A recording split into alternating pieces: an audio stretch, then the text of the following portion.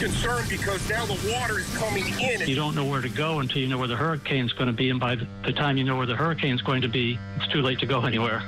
He said, I want my house back. Started crying. You know, there's destruction and there's a lot of loss. But one of the great things I've seen is buildings, they break down, but people don't. And most of the time I found out that people really don't need you to say anything. They just need you to listen as they tell their story. Hi, I'm Eva Aguirre Cooper. Welcome to our special coverage after the storms, West Michigan responds. We're here in southern Florida after a devastating hurricane season. Hurricane Harvey intensifying rapidly. Harvey's rains keep coming. Irma's now threatening to obliterate the Florida Keys. If you've been ordered to evacuate, you need to leave now. 3 different tropical systems that we're watching. Hurricane Maria's ravaged the island. You've been seeing overturned cars and collapsed buildings. Hurricane Nate made 2 landfalls. You can see the power of Mother Nature behind me. One of the most devastating hurricane seasons ever. Help was needed, and West Michigan volunteers answered the call. Their journey starts here, disaster training. My photographer and I took the Red Cross Zero to Hero program in Grand Rapids to see what drives this army of volunteers. The point of doing Zero to Heroes, and even the point of how we set up our entire volunteer process, is that anyone can come in and become a volunteer. The Zero to Hero really does take someone with 0 Red Cross knowledge, 0 disaster knowledge, and really be able to make sure that they're trained and equipped to go out and be a hero in the communities that they're helping and that they're serving. And whether that's here locally or going nationally, every skill that you have, we can find a way to put you somewhere. When I saw that Hurricane Irma hit the British Virgin Islands, it moved me to tears. So when I saw the devastation there, I knew I had to do something. I knew it was going to hit Florida, the Keys, and I knew it was something I needed to do. Jumped on, took all the classes I could online, and then I got an email to come here, so here I am. I don't like to see people suffer, so I just feel like, you know, I'm needed to do something. I want to do something to help. I love giving back and being able to help someone. What a new volunteer does to be able to deploy is, you know, you go online, you sign up to become a volunteer through redcross.org, and then we have people who will call you or have you come in to do an interview. More of a tell us who you are, tell us what you enjoy, what you've done in your life, and what are you wanting to do? Being able to not just say, well, this is what you've done, so this is what you're gonna do, really giving people that opportunity to choose. And there's so many things to choose from in disaster services and in the Red Cross in general, that pretty much there's a place for everybody. And then they take classes depending on what they wanna do. You know, if it's damage assessment, then they're learning how to do that. If they wanna work in a shelter, okay, what does that mean? And how does the Red Cross operate in a shelter? And what are some of the potential challenges that they might face? We're wanting to make sure they know, how do we do what we do, so that people from California and New York and Texas and Michigan can all come together and from jump know how to get started and what needs to be done, because they've all had the same training. But no amount of training could prepare us for what we saw after stepping off the plane. We drove for miles and miles along the Florida Keys and saw devastation everywhere. These huge mounds of debris here represent lost homes. When we come back, we'll meet some volunteers who are working to rebuild homes and lives.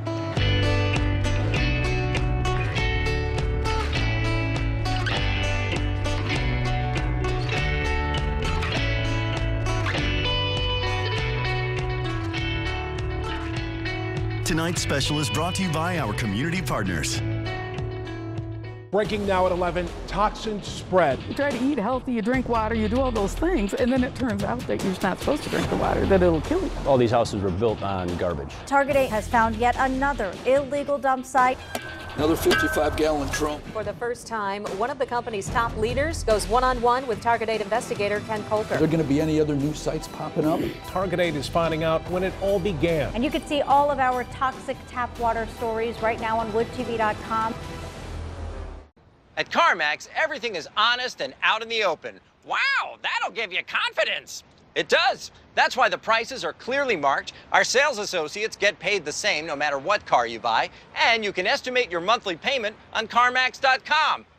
Wait, what? So CarMax doesn't hide that stuff? Nope, not a thing. That's great for cars. Yes, Not great for ventriloquism. Well, that's your opinion. No, that's everyone's opinion.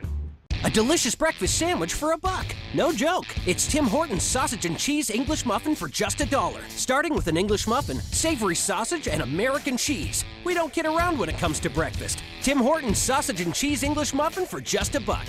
News, weather, and traffic that prepares you for the day ahead. Right now on Daybreak, breaking news. Dealing with a major traffic delay right through the heart of downtown. 24-hour News 8, Daybreak, 4:30 to 7.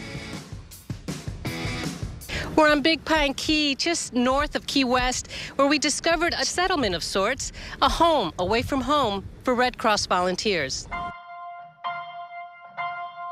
We were in Hurricane Harvey. Before Harvey arrived, we were in Victoria, Texas, in a FEMA evacuation dome. So we were literally there when the hurricane came ashore and looked out our doors and watched it go by. So we were home for 2 weeks, then they asked us to come to Hurricane Irma, which is where we're at now. And we've been here ever since. Tom Westgate gave us a first-hand tour of the Red Cross base camp he now calls home. This is the volunteer camp. This is the camp. There's offices here. This is our staffing office. This is real helpful, especially for the new people. Mass Care Avenue, Recovery Row, Logistics Lane, Mess Hall Alley.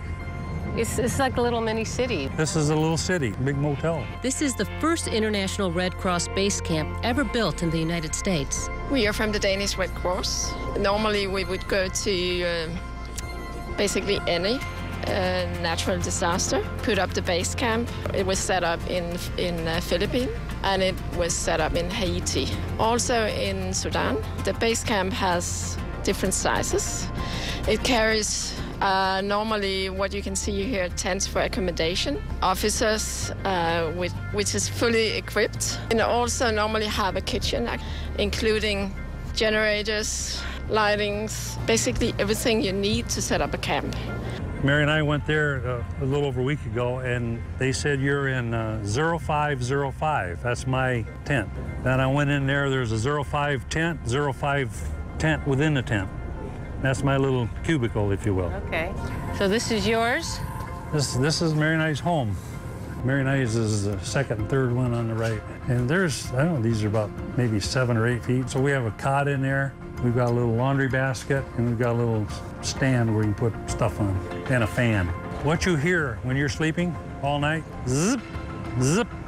There's zippers on everything. The tents. So all night long, you might hear a little snoring, but the zip, zzz, zzz, zzz. And every time we go in and out, we got to zip and unzip. Oh, yeah. Keep the bugs out, keep the rain out. This is where you want to shave. The water is one temperature, but hey, disaster, you got to live with that. This is a shower unit. Yeah, there's an adjustment right here. You get hot water or cold water. A little nicer than the Porta-Johns? These are much nicer than the Porta-Johns. This is our, I don't know what they officially call this. I call it the mess tent because I was in the service, but this is our, where we do have some meetings in here, and you can see we have a refrigerator with cold food and water, and we have plenty of snacks here. They'll bring in food for the crew. An example, breakfast would be eggs and sausage and biscuits, maybe for 60, 70 people. They set it up here, and we sit down, relax. They even have a TV back there that works sometimes. As volunteers, at least in my wife and I's case, we don't have time to read a newspaper or watch the news. When you get finished with your work day, take a shower and maybe get something to eat if you have some time and feel like it, and sack out and get ready for the next day. After the break, we'll take you to one of the communities that sustained major damage from Hurricane Irma.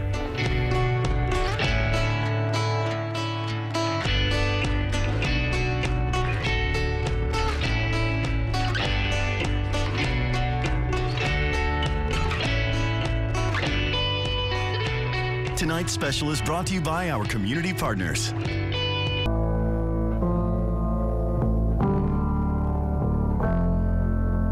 Irma hit the Keys as a Category 4 hurricane. Entire communities were devastated. People lost their homes, their cars, and their livelihood. We traveled for miles and miles and saw destruction everywhere. Boats washed on shore, buildings collapsed, and massive piles of debris just waiting to be cleaned up.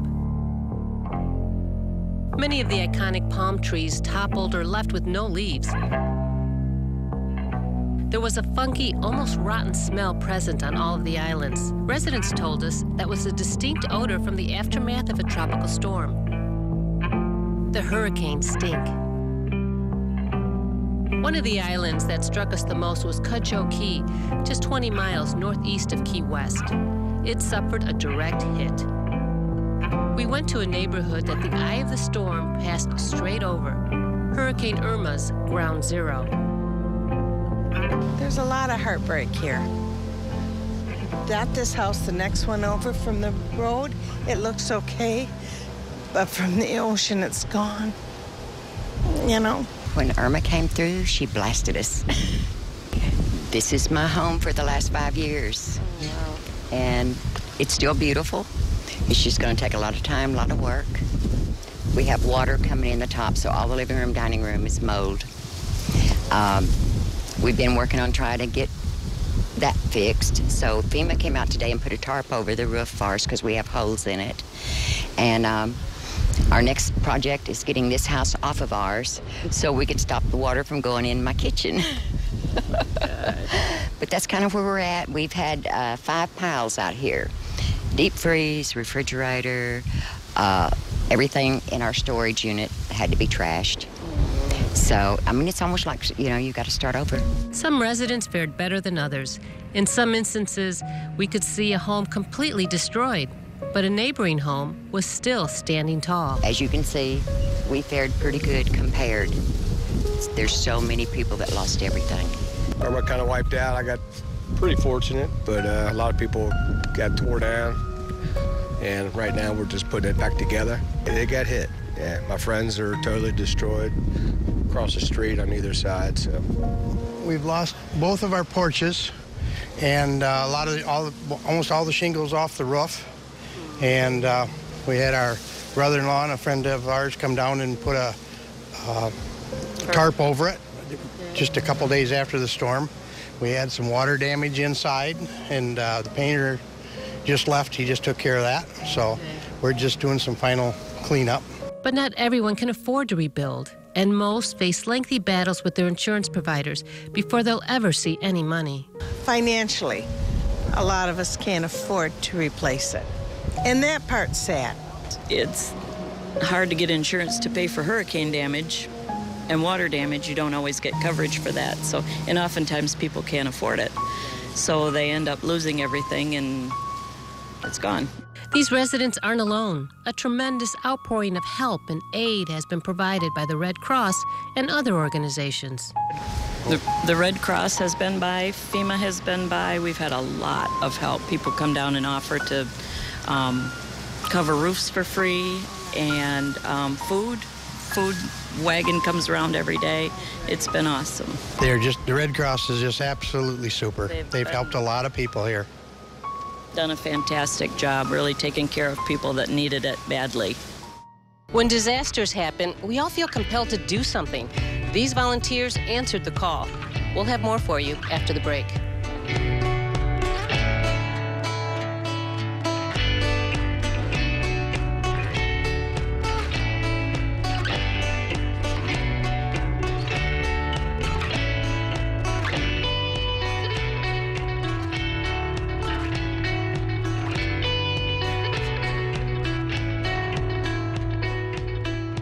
Tonight's special is brought to you by our community partners.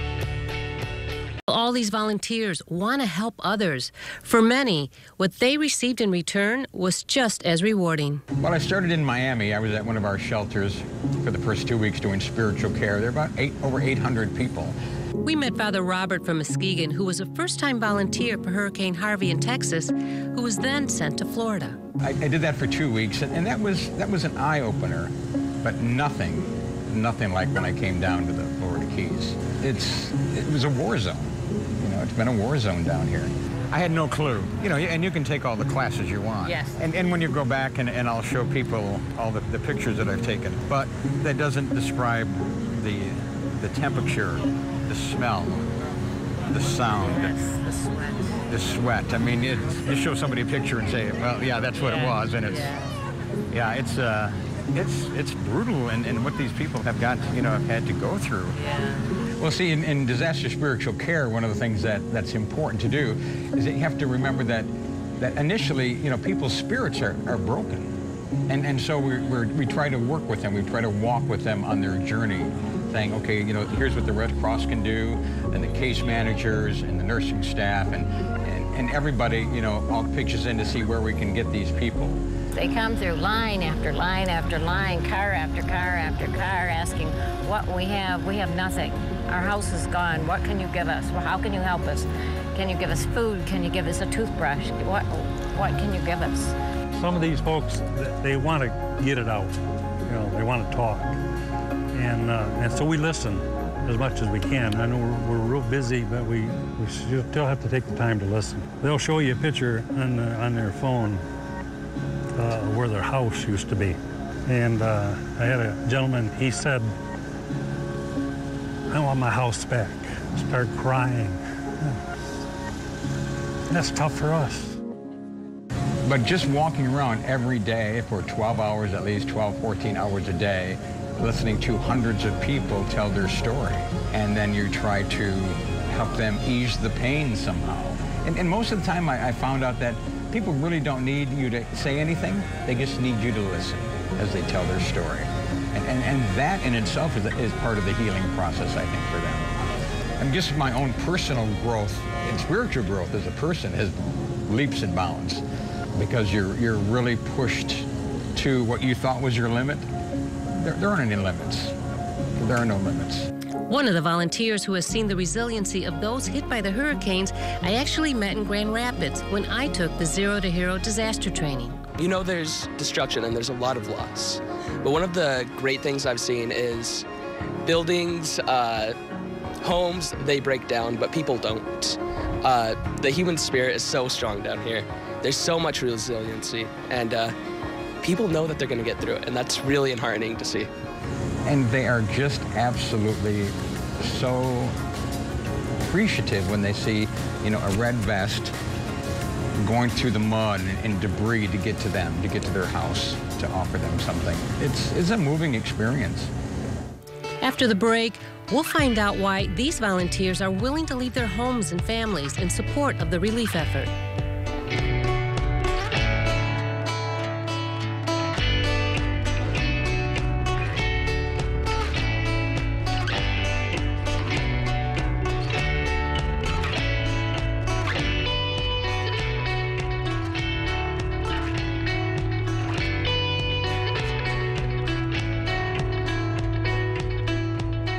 Tonight's special is brought to you by our community partners.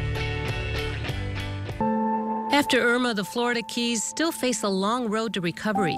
The islands are open and tourists are starting to trickle back in, but it could be several months before many residents and businesses are able to rebuild.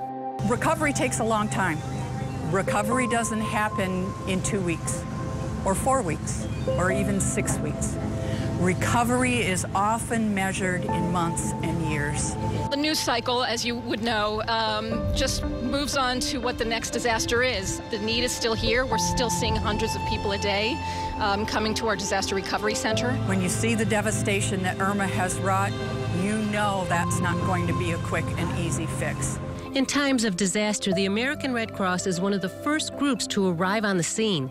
They offer aid by providing meals, counseling, cleanup, and just simply being there for people who need to be heard. We're here in order to provide some disaster relief in the form of casework and also in the form of some minimal individual financial assistance. The biggest thing about casework is that it's an individual person to talk to a person face to face, to hear their story, to understand their needs, and to help them begin to navigate through a very difficult and very emotional process.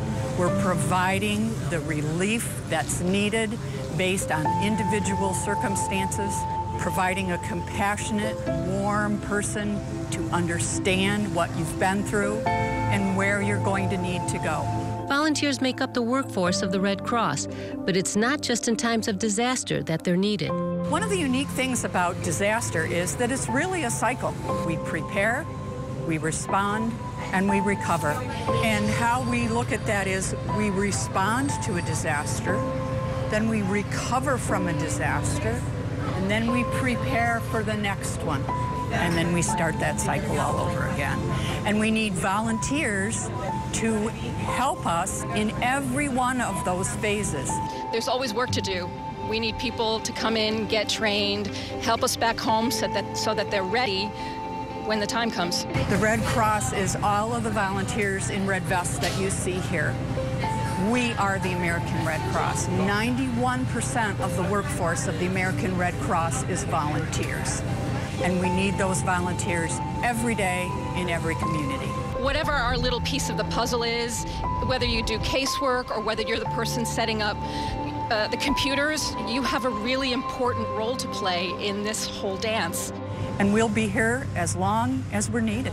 In the wake of tragedy, these volunteers stepped up to help those in need. We found out why they're willing to leave their homes and families in support of the relief effort.